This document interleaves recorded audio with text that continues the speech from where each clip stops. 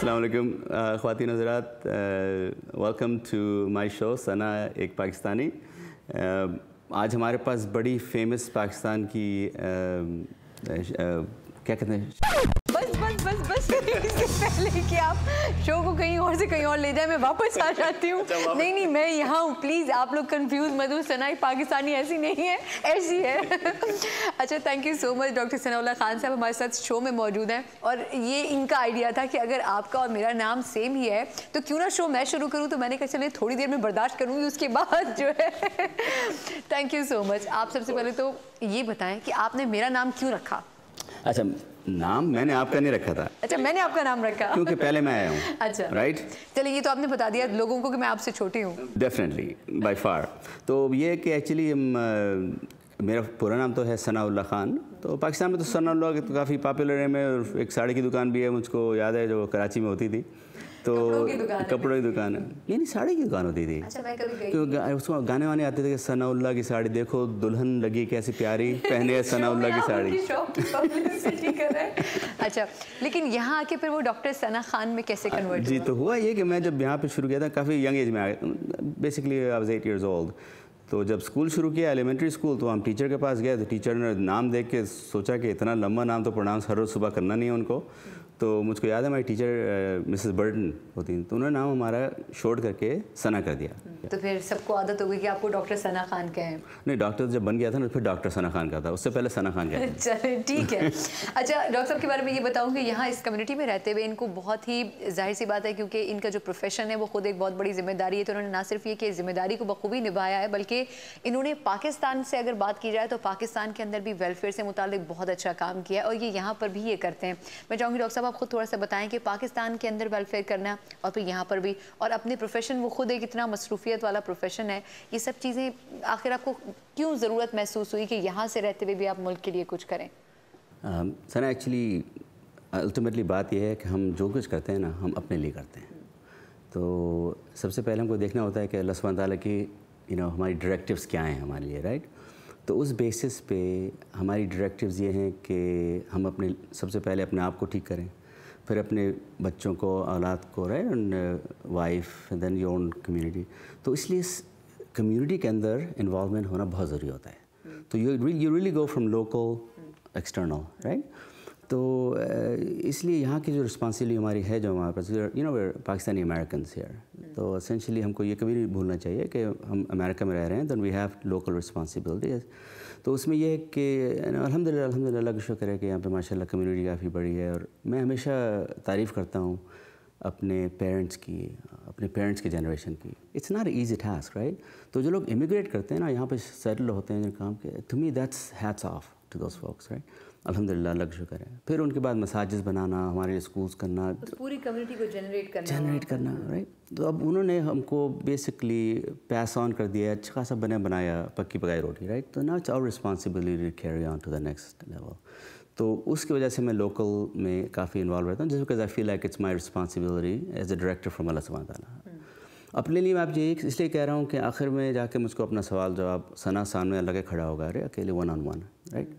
तो उस बेसिस मुझको देखना है। चलें, बहुत बहुत शुक्रिया। डॉक्टर सनाउल्लाह खान मेरे साथ मौजूद थे और इनसे मिलके इसलिए ज़्यादा खुशी हो रही है क्योंकि ये पाकिस्तान से ताल्लुक़ रखते ज़रूर हैं, लेकिन शायद सालों से इन्होंने पाकिस्तान की शक्ल नहीं देखी। लेकिन इन्होंने अपने तौर पर ये ज़रूर रियलाइज़ किया कि मैं अगर पाकिस्तान से बाहर भी हूँ तो जो मैं कर सकता हूँ पाकिस्तानियों के लिए वो ये कि इन्होंने ख़ास तौर पर यंगस्टर्स को पाकिस्तान से इन्वॉल्व किया और उनके लिए इन्होंने जॉब अपॉर्चुनिटीज़ पैदा की। ये वो जॉब अपॉर्चुनिटीज़ हैं जो कि ये यहाँ के लोगों के लिए भी पैदा कर सकते थे, लेकिन इन्होंने कोशिश ये की कि उस टैलेंट को, जिसको किसी प्लेटफॉर्म की ज़रूरत है, जिसको मज़ीद मजबूत करने की ज़रूरत है, मुझे उन लोगों के लिए कुछ करना चाहिए।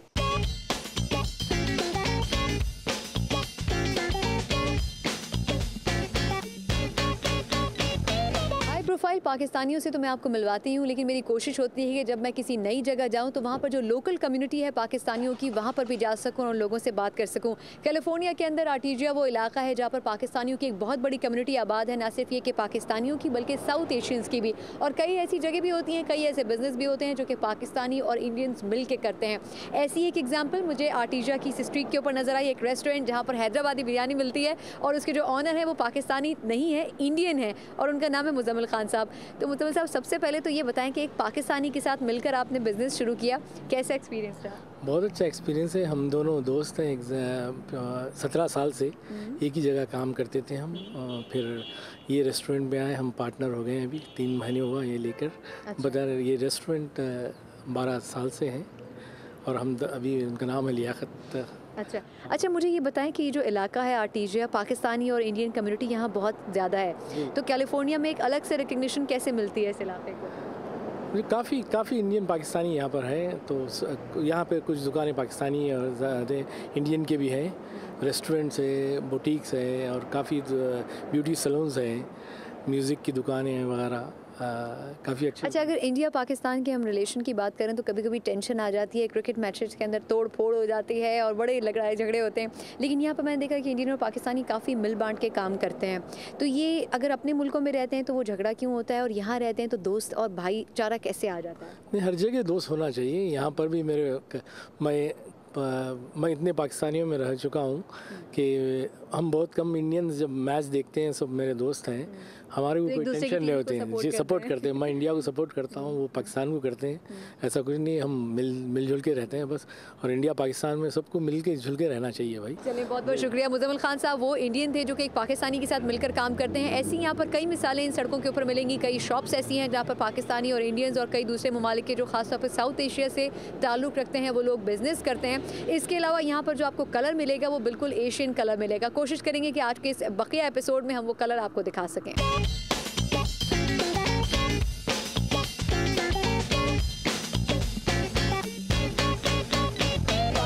ख़वातीन के बारे में जब बेगमात का लफ्ज़ इस्तेमाल किया जाता है तो लोग अमूमन और ख़ास तौर पर मर्द ज़रूर डर जाते हैं, लेकिन पाकिस्तानी ख़वातीन अमेरिका जैसे मुल्क के अंदर रहते हुए भी अगर टैक्स कलेक्शन का काम करें तो आप सोचें कितनी बड़ी चौधरी होंगी। ऐसी ही खातून हमारे साथ मौजूद है, ज़िले हुमा। ज़िले, सबसे पहले तो आपका बहुत शुक्रिया, हमने आपको सड़क पर चलते चलते रोक लिया, लेकिन ये बताएँ टैक्स कलेक्शन की जॉब मज़ा आ रहा है करने में?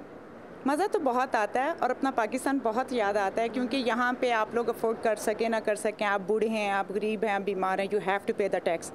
टैक्स नहीं दिया 5 साल में घर ऑक्शन में चला जाता है, और फिर मुझे अपना पाकिस्तान बहुत याद आता है। अच्छा, मुझे ये बताएं कि जब आप कभी टैक्स कलेक्शन के लिए जाती हैं तो कभी पाकिस्तानी स्टाइल की जो ख़वातीन का एक तरीका होता है, कभी आपने वो इस्तेमाल किया? नहीं नहीं, क्योंकि उसमें तो हम बड़े पोलाइट एंड सॉफ्ट होना पड़ता है, और फिर ऐसे यहाँ पे काम नहीं चलता। We are very professional.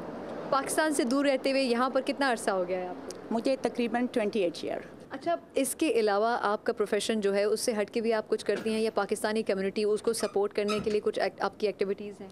हाँ, नहीं, ये ना सिर्फ मैं बल्कि हम सब लोगों का यहाँ पर ये है कि हम पाकिस्तान से बहुत दूर हैं, बच्चे यहाँ पर जा नहीं सकते, लेकिन दिल हमारा वहीं है। तो इसके लिए हमने एक अपना ऑर्गेनाइजेशन शुरू की है, ऑलमोस्ट 14 ईयर हो गए हैं, MGYW, married grant for young women. और उसमें हम क्या करते हैं कि पाकिस्तान में ऑलमोस्ट 250 गर्ल्स को हम सपोर्ट कर रहे हैं। चलें, बहुत बहुत शुक्रिया। ज़िले हुमा उन पाकिस्तानी ख़वातीन में से हैं जो कि पाकिस्तान से दूर ज़रूर है, लेकिन हांडी रोटी एक बिल्कुल अलग चीज़ है। यहाँ पर पाकिस्तानी होने के बावजूद भी एक टैक्स कलेक्शन की मुश्किल तरीन जॉब कर रही हैं, और उसके बाद जो टाइम ये निकालती हैं वो पाकिस्तानी कम्युनिटी को, और ख़ासतौर पर पाकिस्तान के अंदर जो बच्चियाँ हैं और ख़ासतौर पर जो पढ़ नहीं पाती हैं, जिनके पास फ़ंड्स नहीं है, पैसे नहीं है, या फिर जिनके वालिदैन उनको पढ़ाई में सपोर्ट नहीं करते हैं, ये यहाँ से फ़ंड रेजिंग करती हैं, और इनके साथ और कई ख़वातीन हैं जो कि मिल के फ़ंड रेजिंग करती हैं, और फिर ये पाकिस्तानी जो हैं वो इकट्ठे करके भी पैसे पाकिस्तान में भिजवाते हैं। लॉस एंजलिस की आर्टिजिया स्ट्रीट, यहाँ से और भी बहुत कुछ आपको दिखाएंगे, लेकिन एक छोटे से ब्रेक के बाद। पहली बात तो यह है कि ये फिल्म बहुत ही तकलीफदेह है। इसका मैंने थोड़ा सा हिस्सा देखा है और इंतहाई नाज़ेबा है, बहुत ही यानी शर भरा हुआ है इसके अंदर। दूसरी बात यह है कि ये अमेरिका को रिप्रेजेंट नहीं करती है फिल्म।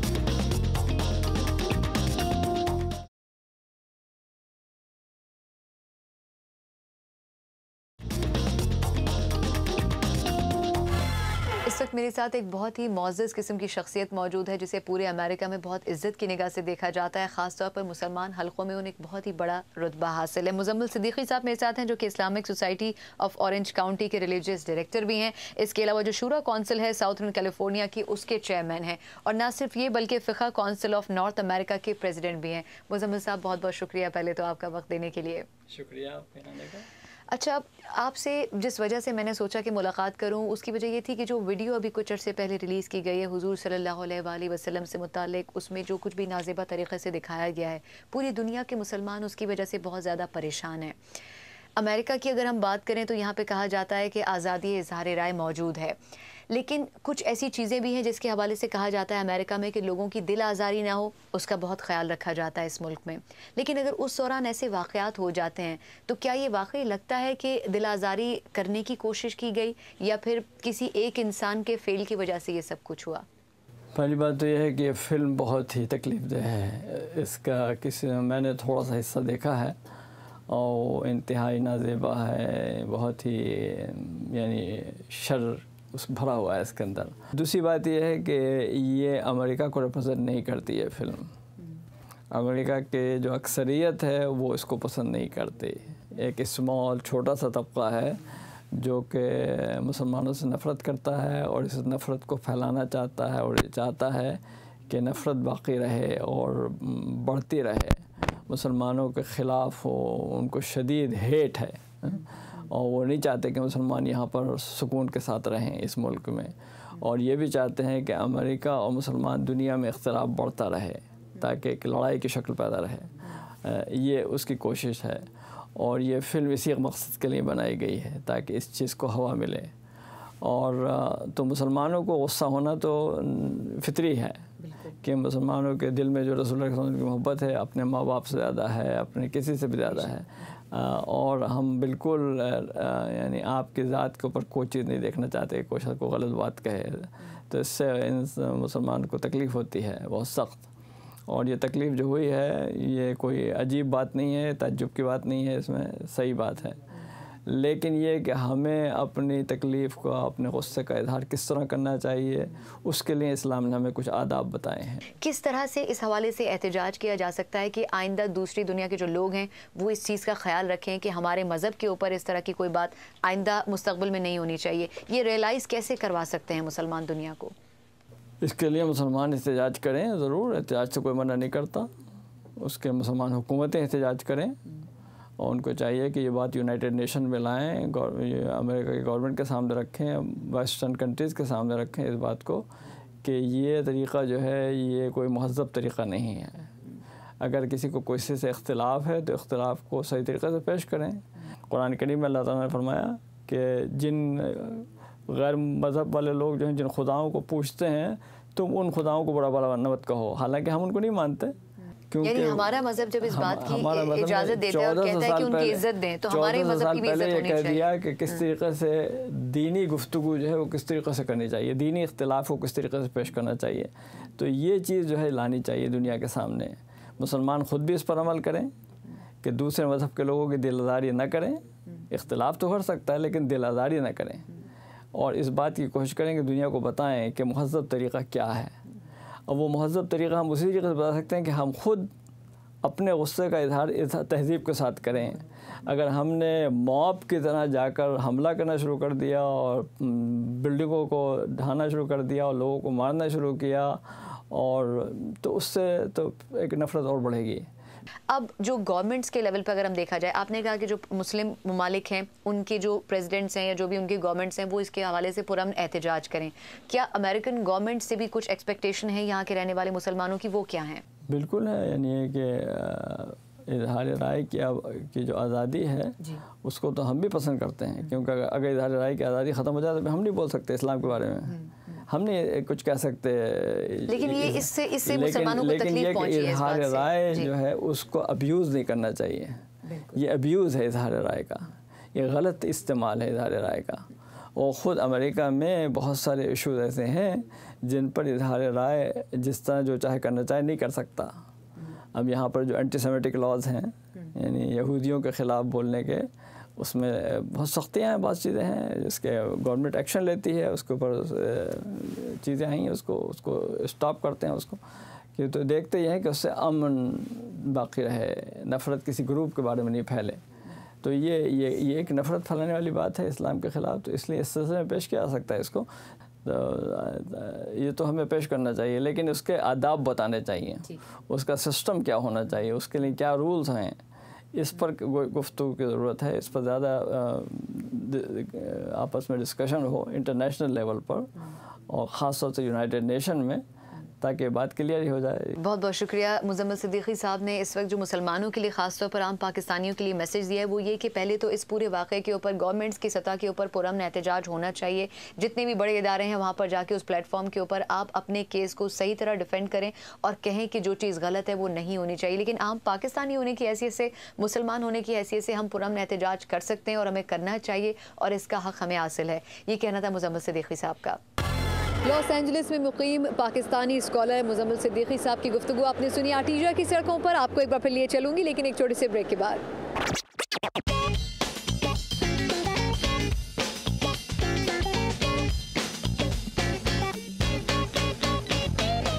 तो नासिर, सबसे पहले तो ये बताएं कि पाकिस्तान को मिस करते हैं? ज़रूर।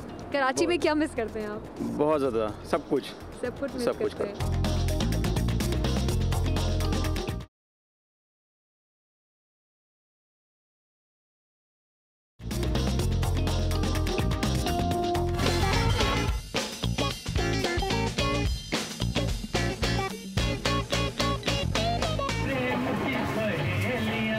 अच्छा जी, मेरे पीछे आप बैकग्राउंड में बड़ा मज़ेदार पुराने किस्म का बॉलीवुड म्यूज़िक सुन सकते हैं। तो आपको अंदाज़ा हो गया होगा इस सीडी शॉप को देख के कि मैं एक म्यूज़िक शॉप के अंदर मौजूद हूँ। लेकिन इन तमाम चीज़ों से हटके मेरे साथ एक बहुत ही इंटरेस्टिंग पर्सनैलिटी मौजूद है और वो है यहाँ के बाबू भाई। अब बाबू भाई जो है उनसे आपको शो में मिलवाती हूँ। बाबू भाई, आपकी वैसे पर्सनैलिटी जब मैंने सुना तो मुझे लगा कि कोई बड़े विलन किस्म के बंदे होंगे जिनके साथ एक दो गुंडे होंगे, लेकिन आप तो बिल्कुल बेचारे मेरी तरह हैं। अरे यार, मैं फिल्मी दुनिया को लोगों को शो दिखाने वाला आदमी, थोड़ा गुंडा लेके घूमूंगा। अच्छा। ऐसे ही मेरा पैशन है to have the shows in America. इतने सालों से हम अमेरिका में रहते हैं। कम से कम मैं शो बिजनेस से 39 ईयर से जुड़ा हुआ हूँ। मैंने यहाँ पे अपने थिएटर बिजनेस भी शुरू किया था, बंद किया, बाद में वीडियो। लेकिन पहले ये तो बताएंगे आपका नाम बाबू भाई कैसे पड़ा और आपको शौक कैसे हुआ ये बिजनेस यहाँ पे आके करने का? बाबू भाई तो मेरे माँ बाप ने मेरा नाम दिया था जब मैं कॉलेज में पढ़ता था। तो म्यूजिक मेरा पैशन था। अमेरिका आया विद वन ड्रीम के मैं म्यूजिक का कलेक्शन, म्यूजिक दुनिया में अपना नाम रोशन करूँगा, वो मैंने किया है। अच्छा, यहाँ पर जब मैंने लोगों से बात की, आर्टीजा की स्ट्रीट पे लोगों घूमी फिरी, जैसे पाकिस्तानी कम्युनिटी में पाकिस्तानी म्यूज़िक को प्रमोट करने वाले कुछ लोग मौजूद हैं, वैसे ही मैंने सुना है कि जो इंडियन कम्युनिटी है उसमें भी आपने बहुत ज़्यादा काम किया इस किस्म के फंक्शंस और कॉन्सर्ट्स ऑर्गेनाइज करवाने में।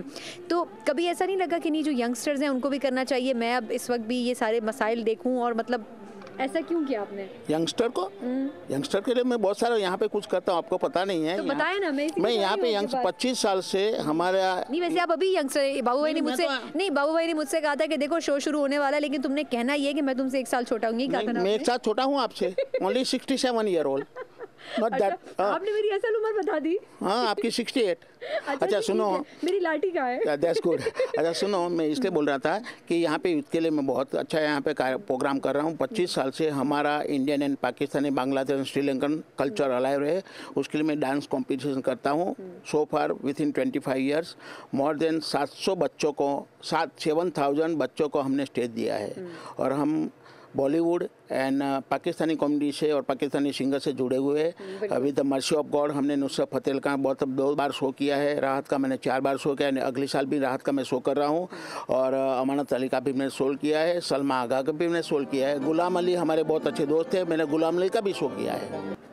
अच्छा बाबू भाई, ये बताएं कि आपने जितना कुछ भी आपने बताया किया, इतने अरसे में और कौन कौन से ऐसे बॉलीवुड के एक्टर्स हैं या फिल्म स्टार्स हैं जिन्हें आपने यहाँ पर इनवाइट किया, और ना सिर्फ ये कि पाकिस्तानी पब्लिक बल्कि इंडियन पब्लिक सब आई? कौन कौन से मूवी स्टार को मैंने यहाँ पे इन्वाइट किया है? मैंने सुना आपने अमिताभ बच्चन को बुलाया था। और मुझे क्यों नहीं बुलाया? अमिताभ बच्चन को छोड़ो यार, मैं इतने सारे नाम दूंगा आप पागल हो जाओगे। कौन किस अभी आपने शो खत्म होने से पहले पागल नहीं करना। नहीं, देखो हमने इतने सारे यहाँ पे शो किए हैं, आप काउंट डाउन करो।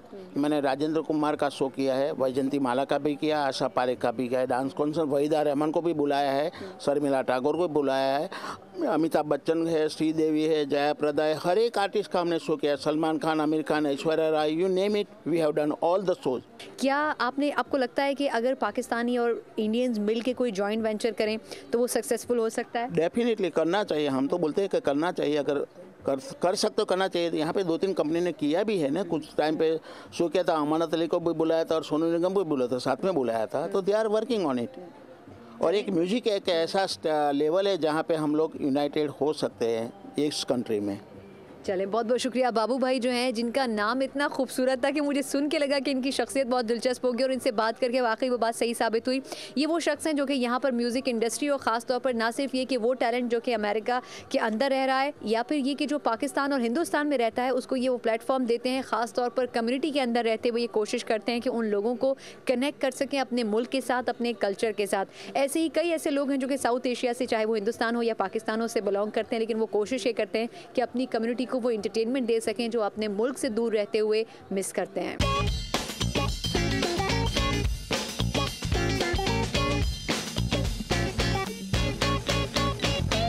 लॉस एंजलिस में क्योंकि हॉलीवुड मौजूद है इसलिए कहा जाता है कि जो तमाम एंटरटेनमेंट के कलर हैं वो यहाँ पर पाए जाते हैं। लेकिन पाकिस्तानी कम्युनिटी के अंदर भी कई ऐसे पाकिस्तानी हैं जो कि अपनी कम्युनिटी के अंदर रहते हुए बहुत सारी ऐसी एक्टिविटीज़ करवाते हैं जिससे पाकिस्तानी कम्युनिटी अपने आप को मुल्क से दूर महसूस नहीं करती है।